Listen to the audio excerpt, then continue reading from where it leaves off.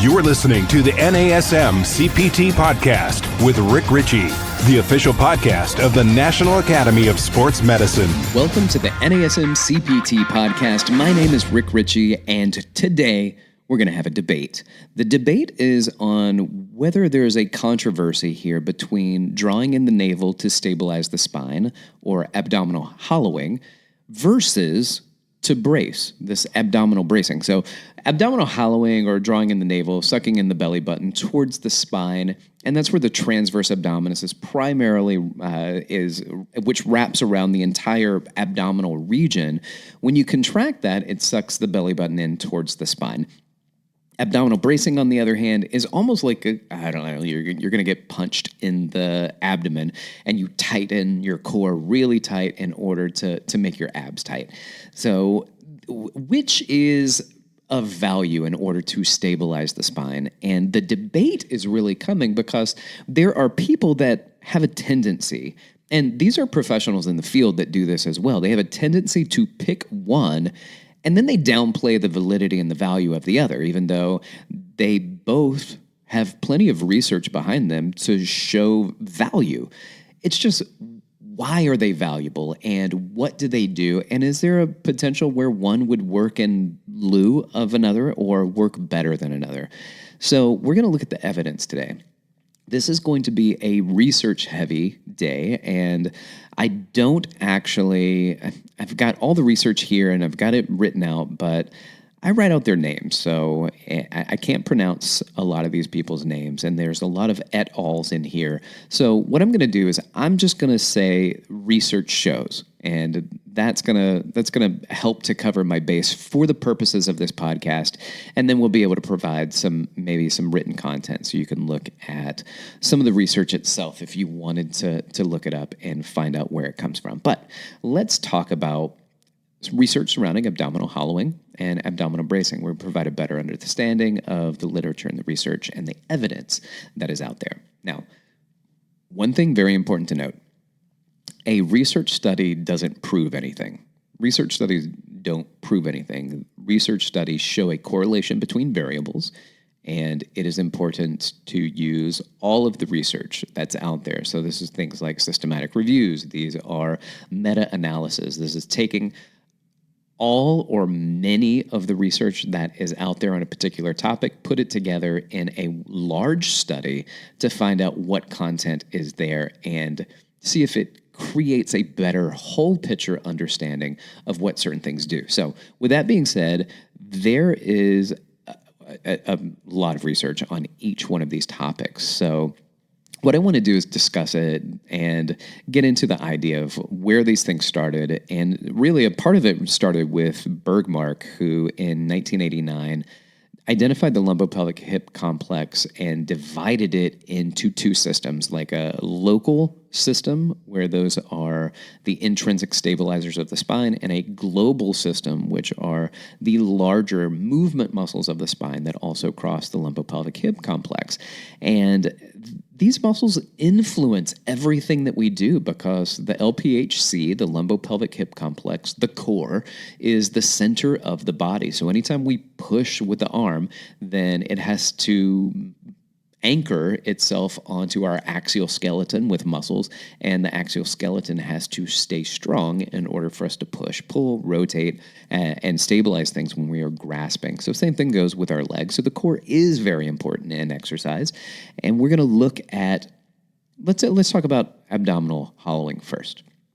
All right, so let's just have the conversation. Abdominal hollowing is drawing in the navel towards your spine, and there's a landmark study that created this real big buzz around the transverse abdominis and its importance in training. So a very long time, you started getting people across the boards in fitness and in Pilates and modalities that were really important in helping with spinal stabilization, cueing over and over again, draw the navel in, belly button towards the spine. So whatever their language was in order to use it, people are trying to get people to suck their belly buttons in towards their spine, activating their transverse abdominis, and creating this intra-abdominal pressure through the drawing in maneuver. Well, that's good. It was good because there's content to support that. We're going to talk about it, but let's talk about where it got its start. And Richardson and Hodges had a landmark study back in the day, and I don't actually have the study written down in my notes right now, but it is a landmark study. And it showed that there was a delayed and transverse abdominis activation for people that experienced chronic low back pain. So people with chronic low back pain, when they would have them do a movement, muscles would activate, and then it would be a delayed activation of the transverse abdominis. And this was a very important thing to notice. And so they started pushing this concept, and the industry started picking up on the concept that spinal stabilization and lower back pain was linked with the transverse abdominis. Now, we don't know if it's a chicken or an egg situation, though. Is the lower back pain in existence because there was a delayed reaction in the transverse abdominis, or is there a delay in the transverse abdominis because their back hurts? We don't know, but I think one of the concepts here is that people would start creating this pre-activation of the transverse abdominis to support the spine. So they would say, draw in your navel, and that would then create this spinal support before people would start to do movement and exercises. But a study in 2009 came out and said that these patterns are exhibited in multiple different muscle types, not just the transverse abdominis. So that might happen with the internal obliques. It might happen with rectus abdominis or the QL, that these delayed activation patterns are not solely seen in the transverse abdominis with people with low back pain, and they're not solely seen in people with low back pain, that there's always some type of delay in something when people are doing exercises when it comes to muscle recruitment and activation. So we're almost at a stalemate right now with these concepts because, yes, is a transverse abdominis important to spinal stabilization? I believe so. Lower back pain? Yes, we believe so. But what does the literature then continue to say about the drawing in maneuver? And then we'll spend a little bit more time talking about abdominal bracing. So the stabilization of the spine is incredibly important. I don't think you're going to find any therapist or researcher that's going to argue that point, that it's not. It definitely is. And we're going to go through some of the literature talking about a gentleman named Stuart McGill. He's kind of like the father of spinal exercises and spinal research when it comes to exercise. But Stu McGill downplays the value of drawing in the belly button or abdominal hollowing solely. So just solely abdominal hollowing. So let's talk about some of the research that's out there. Let's talk about Stu McGill's stance. Let's talk about abdominal bracing. And evidence does show that the deep abdominal muscles are going to be more activated with abdominal hollowing than surface muscles that actually are activated more when you do abdominal bracing. And abdominal hollowing has shown to increase local spinal stabilizer strength. It's been shown to say that we're going to minimize the facilitation of the global muscles during activity when you're drawing in. So the other muscles don't have to support in its stabilization as much when the drawing in maneuver takes place. Abdominal hollowing was found superior to abdominal bracing for increasing lumbopelvic hip stability and leg stiffness and hopping tasks, so single leg dynamic activity. Well, again, that's one study, but this was the outcome that was seen. And though it does seem that maintaining a neutral spine and costodiaphragmatic breathing, that is chest and belly breathing, is important for the optimization of abdominal hollowing when it comes to stabilization of the spine. So that means when you go into like an anterior pelvic tilt and do abdominal bracing or a posterior pelvic tilt, then it doesn't stabilize the spine as much as when you maintain more of a neutral spine position. Also, when it comes to breathing, doing just belly breathing or just chest breathing is not as advantageous when it comes to stabilizing the spine as it is if you use both. You breathe as a unit, not just pick your chest or pick your belly in order to breathe from, which I believe is probably a better outcome when it comes to breathing anyway, using the entire abdominal and thorax region to support breathing, then then we find research that supports that doing that while abdominal hollowing helps to support the spine. Okay. There's also some very interesting information about breathing when it comes to stabilization of the spine. And there was a study done, and McGill was part of this study, that talked about expiration. And the full expiration, if you just breathe everything out, showed significant increase in external obliques, internal obliques, transverse abdominis activation when compared to both abdominal hollowing and abdominal bracing. So I like adding this into it because we're looking at now using our breathing to help create support for the spine while doing exercise. And what might that look like? So again, this is the research. We're not looking at any practical applications right now. We're just finding research that is supporting the validity of doing the drawing in maneuver, abdominal hollowing. But the debate is not over, because there are researchers that note that abdominal bracing is a more effective technique to activate the deep core musculature. And I think that's interesting, because usually when you get people who are advocating for one or the other, then you'll have the abdominal hollowing crew that says it's better for the smaller muscles around your spine, and the bracing is better because can be better for certain things because the global muscles are starting to work and to help stabilize the spine.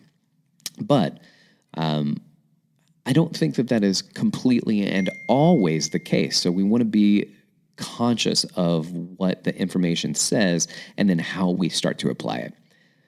So we've got here a vertical jump landing test, and they had abdominal bracing, and it says that it's shown to enhance pelvic stability, increase sensory motor control, and positioning of the lower extremity, and helps with reducing biomechanical factors associated with ACL injury while protecting the lumbar spine.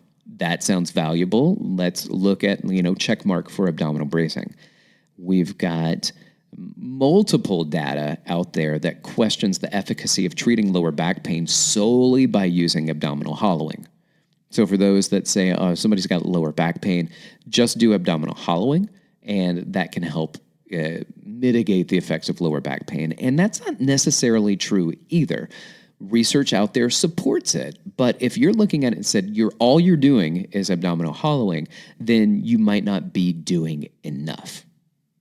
So let's continue down this line of questioning here. Let's go back to McGill now, who's arguably one of the generation's top researchers on exercise in the spine. And admittedly, he is not a fan of abdominal hollowing because he argues that the transverse abdominis should activate when you do abdominal bracing. And he's a big proponent of abdominal bracing in order to stabilize the spine. But why only draw in when you can support the spine from multiple different ways, create intra-abdominal pressure, and have the transverse abdominis be a supporting role in that as well? As a matter of fact, he said in his textbook, which I purchased recently, I'm a big fan of, it's called Low Back Disorders, Evidence-Based Prevention and Rehabilitation. And it's in its third edition, which is the one I have. And I like this. And in there, he talks about the transverse abdominis and says that yes, you need to have the transverse abdominis be a part of this, and it's of vital importance for the transverse abdominis to participate in stabilization of the spine.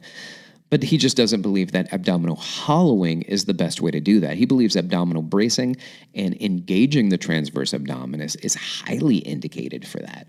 And I like that. I like the idea of saying, well, let's do bracing. And he's not saying do abdominal hollowing. As a matter of fact, he says that the isometric activity should take place that when you do your abdominal bracing, you're not drawing in and your abdomen's not protruding at all. As a matter of fact, there is no change in the size of the abdominal muscles. You're just creating stiffness. And his ultimate goal when it comes to protecting the spine is creating stiffness around the spine. Well, I agree. I think this is really wonderful information. So far, I've agreed and pointed out literature and empirical evidence that shows abdominal hollowing helps to increase stability at the spine and helps with low back pain.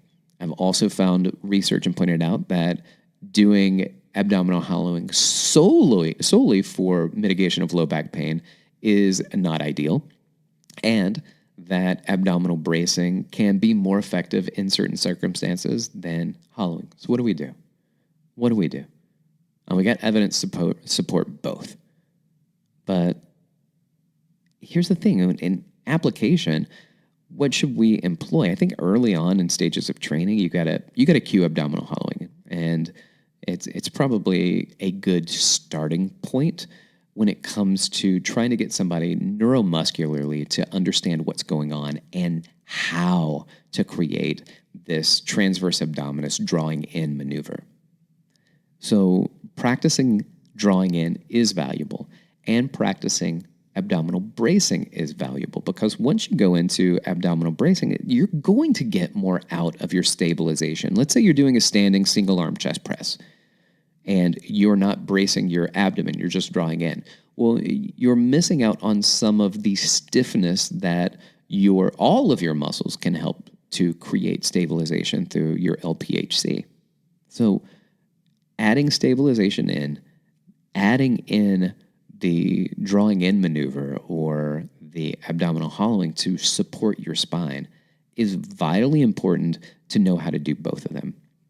But what I don't want to do is downplay the importance of increasing neural facilitation towards a particular muscle that may not be doing its job.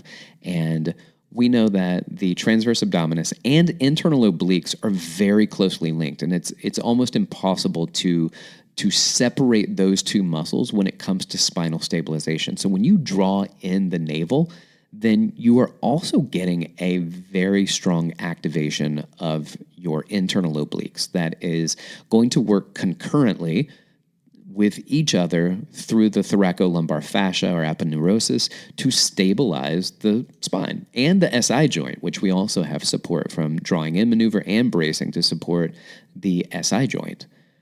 So doing these particular exercises, drawing in and abdominal bracing, are both valuable. Don't pick one at the loss of the other. I think you should practice both. Same way that you would say, all right, well, I'm going to work, I don't know, let's say calves, all right, but you don't want to work your posterior tibialis. Well, that's going to be difficult because they're all plantar flexors. So posterior tibialis is going to be an important component that's going to help support plantar flexion. But might there be a time where, through trying to get the best out of learning how to control the foot, that we preferentially activate the posterior tibialis in order to create more support at the foot and the ankle? And the answer is going to be yes, of course. We can put our foot into plantar flexion, and then we can create inversion and do plantar flexed inversion exercises in order to strengthen the posterior tibialis. And that can then help to support my foot and ankle complex as I go through ambulation and movement while going through plantar flexion. I think the same thing or similar thing would happen at the core. I can work everything together, but sometimes you need to pick out some muscles, and whether that's the transverse abdominis or where it's the primary focus on the lumbar multifidi or whatever, it doesn't matter. Sometimes you have to focus on pieces and not the whole. So incorporating abdominal hollowing into your training, drawing in the belly button to help support the spine, those local muscles, vitally important, they should be practiced. Doing abdominal bracing to support the spine, especially as you start to do heavier lifting. You can't just draw in and do a heavy lift. It is a natural component where you start to lift heavier, you start to increase the bracing and the intra-abdominal pressure. So I would say if you're going to start out with somebody and we're going to pick a pattern to follow, maybe start out with some abdominal hollowing, getting people to practice sucking in the belly button and support the smaller muscles of the spine, and then start including bracing into it where you're creating transverse abdominis activation and co-contraction of a lot of muscles. So we're talking about the internal obliques and external obliques. And if you look at the pattern of those things, when you brace and draw in, the internal and external obliques create a crisscross pattern. Think about a crisscross pattern like if you're walking through construction in New York City and you see scaffolding up. You walk through, all of that scaffolding has X-shaped metal, creating a crisscross in there. And that X shape, that crisscross pattern creates stability. And we want that stability. Fortunately, we have internal and external obliques on both of the sides, the flanks of our body, that create spinal stabilization because they run obliquely. They have support in sagittal plane, transverse plane, and then they're on the side of our body, so also in the frontal plane. Why just pick drawing in when I know that we can do other things that support our spine? We are also looking at rectus abdominis, can be a component that helps to support our spine, the way that our thorax and our pelvis stabilize. But it is that drawing in maneuver that does work all of those smaller muscles in the lumbar spine. Let's get both of them practiced in our systems. And as we start to get heavier and heavier with the weight, we start adding in more and more bracing because we already know that the drawing in maneuver is there to support the smaller stabilizers in our spine. All right. I hope this helped. And basically what I said is both abdominal hollowing and abdominal bracing work, and do them both. Why is there a debate? Because you may do one and not the other, and you may downplay the value of the one that you're not doing. Don't do that. This is an integrated training model. When you find information that works and is of value, just start integrating it into your system. Find the truth, and as much truth as you can fit into your workouts and how you work with, coach, and train clients and athletes. Let's do it all. All right. Thank you so much for listening. This is the NASM-CPT Podcast with Rick Ritchie.